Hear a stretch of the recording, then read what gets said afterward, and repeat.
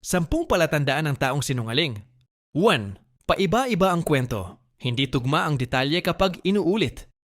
2. Masyadong defensive. Galit o iwas kapag tinatanong ng maayos. 3. Iwas sa eye contact. Hirap tumingin ng diretso habang nagsasalita.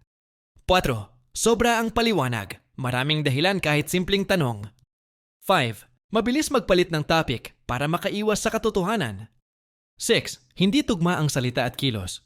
Sinasabi ay iba sa ginagawa. 7. Mahilig mangako pero hindi tinutupad. Pangako ng pangako walang gawa.